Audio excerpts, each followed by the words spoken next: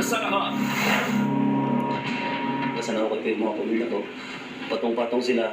6 po sila kasama yung aking asawa. Bali po yung aking panganay na babae, 7 taong gulang.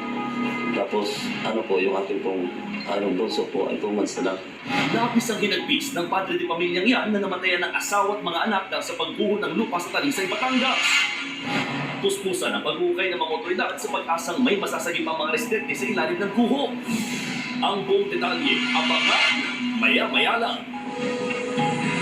Magandang hapon, Pilipinas! Kasama ang buong puwersa ng News 5. Ito, Frontline Pilipinas Weekend.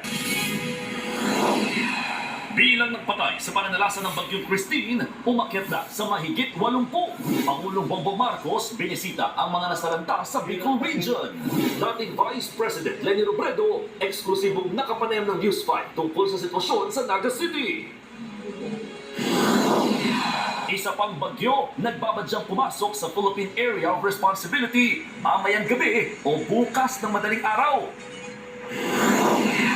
Supply ng gulay apektado dahil sa pananalasa ng Bagyong Christine. Presyo posible raw tumaas.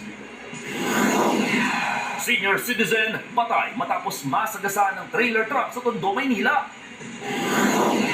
Nations Girl Group na Bini magdodonate ng 1 milyong piso mula sa kanilang Biniverse concert para sa mga nasalanta ng Bagyong Christine.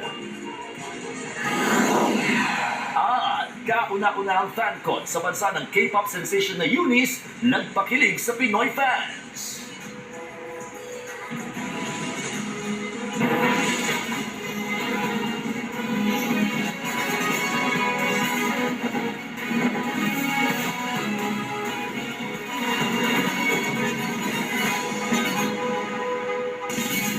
Ikalawang araw na ng paghahanap sa 2 pang bata na pinaniniwala ang natabunan ng landslide sa Talisay, Batangas. Pero hindi pa rin sila matuntun ng mga rescuer. Ang isang residente, nahukay mismo ang katawan ng kanyang misis at 5 anak. Live mula sa Talisay, Batangas. Nasa frontline ng balitang yan, si Rainiel Pawid. Rainiel, bukod dyan sa Talisay, sa bahagi pa ng Batangas may naitalang mga nasawi.